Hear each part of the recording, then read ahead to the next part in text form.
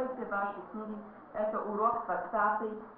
Откройте ваши книги, это на странице 47. 47.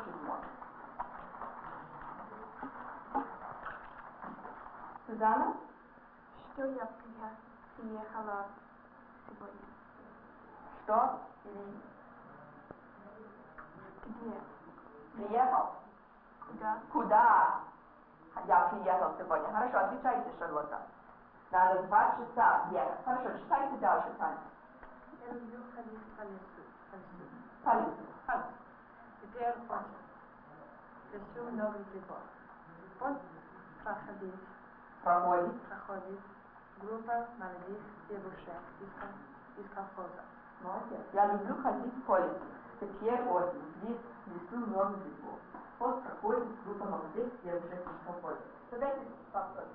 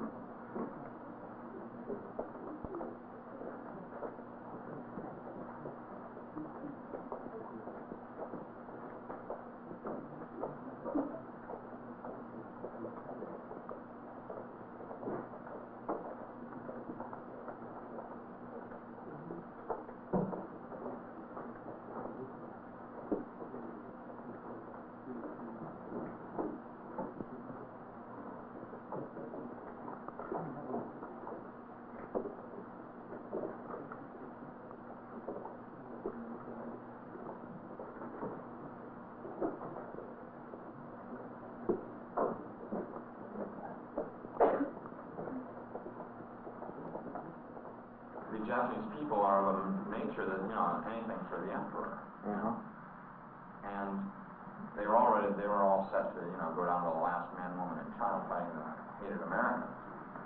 But, this was based on the idea that we were going to invade. But when shown that we could just drop stuff like this on them out of the sky and they're not going to get touched at all and it's just going to wipe them out in mass, it has a deterrent value there. That's true. Besides the political standpoint of showing the rest of the nations that we're not going to mess around with Japan. Well, what about this? This has been suggested to me, that why couldn't we have told, wired the Japanese and said, now we have a tremendous new weapon, and at such and such a time we will drop it off your shores. Well, it would do no harm, judge the winds possibly. Couldn't we have dropped the bomb off the shore, and they could have seen the effect there? But the effect is not the same, because these Japanese soldiers with nothing in their hands at all would just come screaming out of the jungles. They're this nature. But, they say, okay, go ahead, drop it in the water, kill some of our fish, so what?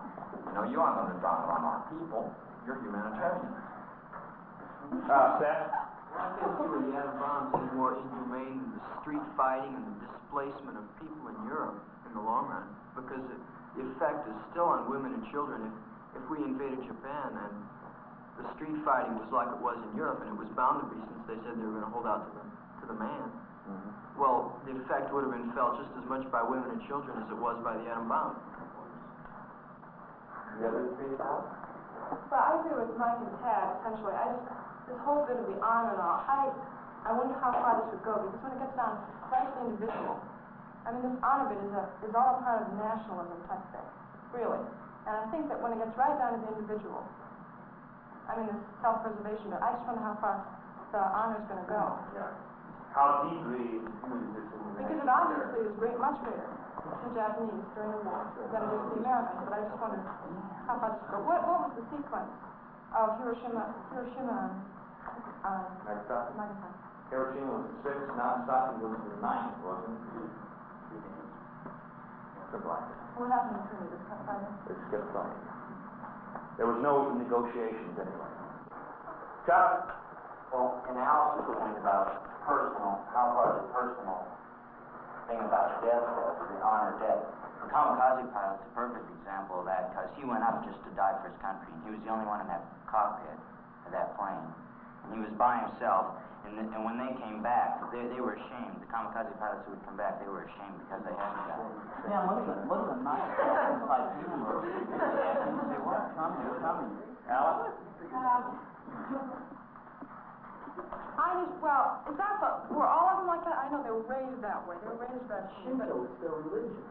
Well, that's where the Powers was trained. He was suicide. Well, let's not, if we're going to talk about fanaticism, But he didn't. let's talk about dropping an atomic bomb. That's far more fanatical. Oh, that's not walking fanatical. off. That's not fanatical. That's no more fanatical than war to start with. All right, war is fanatical. How is the atomic bomb any less fanatical than war? Oh, we've got three arguments going on at once. I lost all of them. Now, what were you saying? You were closer. The English involved not putting Germans stuff put on the island.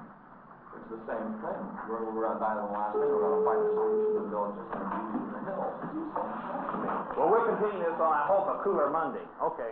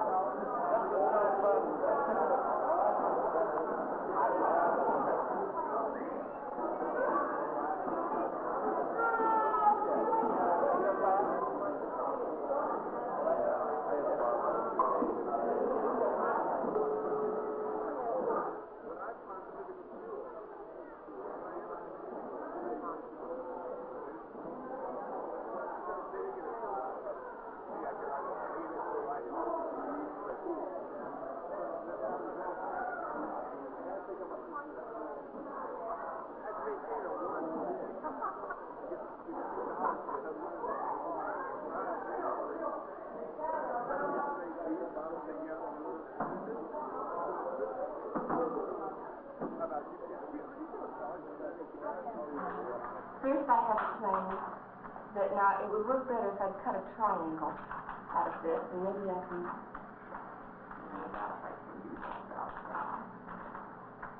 I have a plane. Oh, it doesn't make any sense. I have a plane that sits out about like this. Okay, can you picture that one? Okay, then I have a plane, if you can imagine it, that is a unit out from the plane of these two lines. And it's going to cut 2 units, I'm sorry. And it's going to cut this plane in a line like this. It's parallel to the YZ plane. B is like the one we've just been doing. I think I'll skip it. It's like the one that that Linda's doing. C. Dave doing the C. D. Doing the D, not the first board. And you could backboard if you like. I don't know. I don't know what's the picture.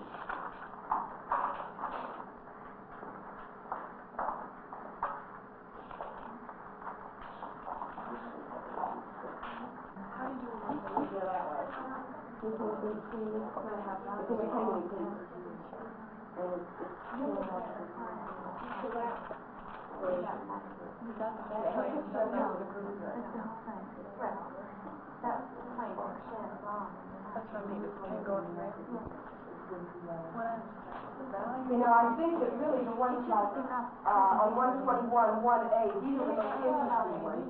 And can you picture this? 1A on 121, the ones that Sharon did on the board. These are the easiest and probably the most interesting, or more general.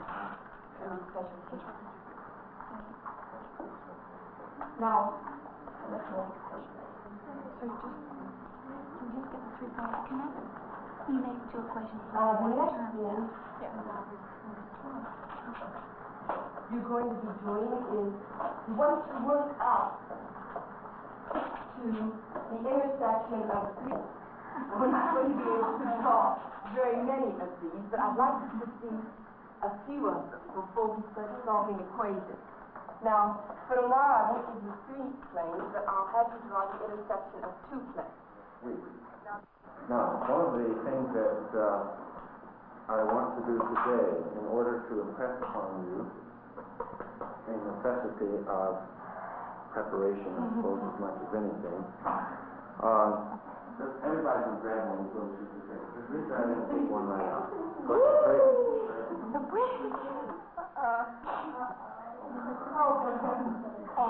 Just try to think about it. And you better shuffle them first.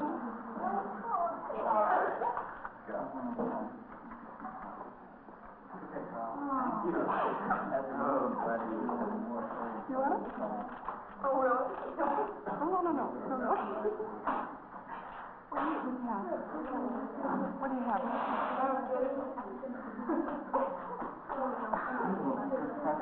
Kleptomania.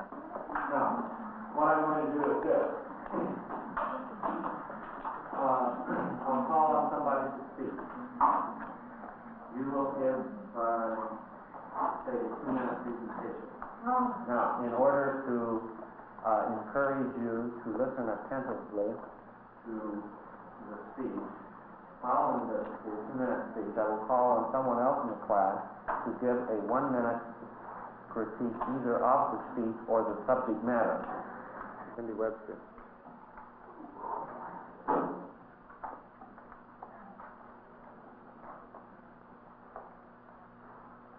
One of the ways we judge a person is by the way he speaks.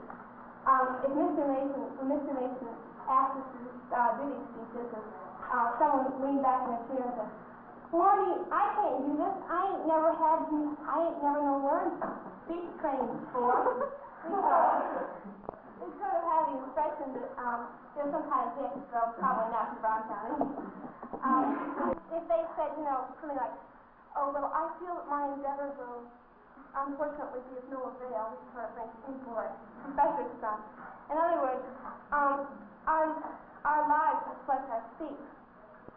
Now, as you all know, the poor are poor because they are basically inferior, and the rich are rich because they are basically superior. Now, what difference makes? This is the theory of survival of the fittest, as proposed by Charles Darwin. Thus preventing possible strikes or stopping strikes which may already be going on. These strikes could affect the whole economy of the country. For instance, if there was a strike in the steel industry, this might in turn affect the automobile industry, which would thus affect people who are selling automobiles, people who are buying automobiles, and so it could go in a circle, which would eventually affect almost everyone in the country. Therefore, as I said at the beginning of my speech, collective bargaining can help our economy. All right. Now.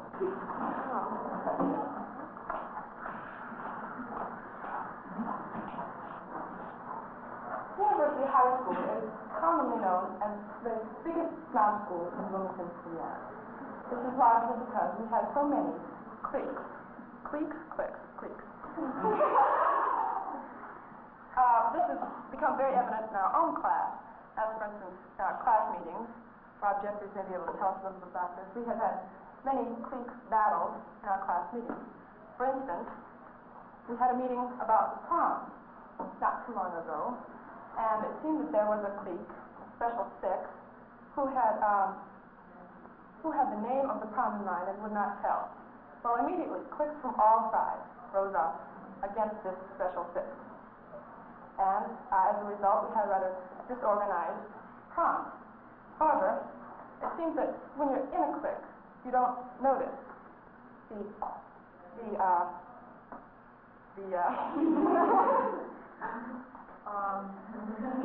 bad parts of it. It's going to be very detrimental to a person's personality who is not in a clique. Those who are not in larger cliques can feel very, very left out. Those who are in a clique can be detrimental to their personality also. They become snobs, common foot, and they are not very pleasant to be around, as other people will notice. conclusion next.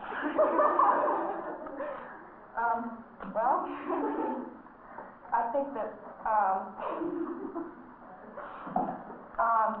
2 minutes out. Okay. Instead of looking inward all the time in our own cliques, we have to look outward to those people who are not involved in our cliques.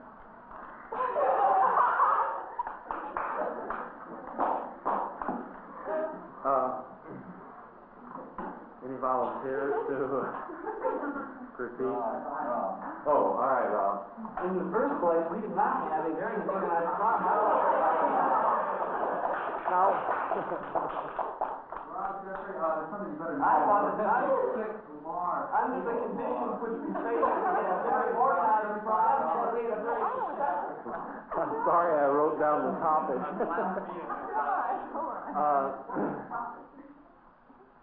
Steve asked the question, what was the I topic? honestly didn't ascertain the topic. What was it?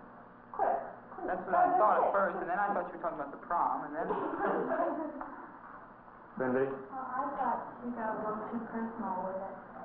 No. I know, but I thought, yeah, but you might as well know the names. Everybody knew. Oh, I thought she got too personal. well, this brings up a point. You just Is it better? like Please. that. Is it better to be direct or be indirect?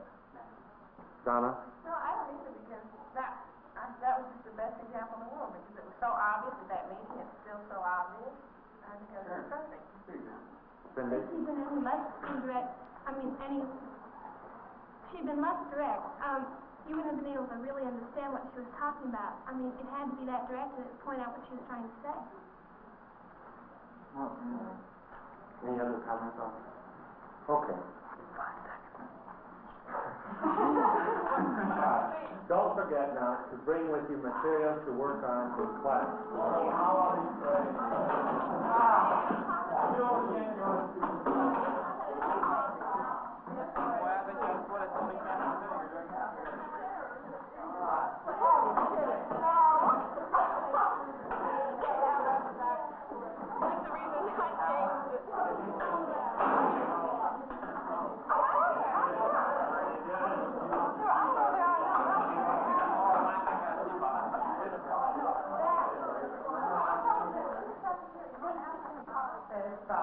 Je ne me rappelle pas. Très bien.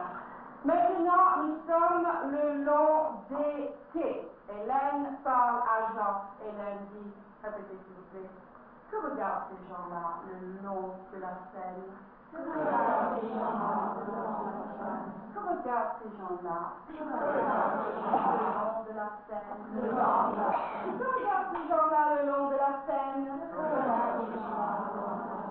Jean continue et dit, ils examinent les étalages des bouqueries. Ils examinent les étalages des bouqueries. Alors, où sont les gens? Où sont les gens? Alors, répondez-moi, où sont les gens? Le long de quoi? Oui, oui, et qu'est-ce qu'ils examinent? Les étalages de qui? Les étalages de bouqueries. Hélène dit, des distances peut-être, mais en général, qu'est-ce qu'ils examinent? Qu'est-ce qu'ils examinent? Oui? Les étalages de bouqueries. Que vendent ces bouqueries par là? Toutes sortes de choses, oui. Les uns, alors, mademoiselle, les uns vendent quoi? Des estampes. D'autres vendent quoi? D'autres vendent quoi? Des timbres en poche. D'autres encore de vieilles quoi? Mademoiselle? De vieilles pièces de monnaie. Mais la plupart font quoi, mademoiselle? Qu'est-ce qu'ils font? Ils font le commerce de quoi, mademoiselle? Oui, mais de quoi? Vous ne savez pas, oui, mademoiselle. Ils font le commerce des livres d'occasion. N'est-ce pas, mademoiselle? Des livres d'occasion, ça. Des vieux livres, n'est-ce pas? Des vieux livres, bon, très bien.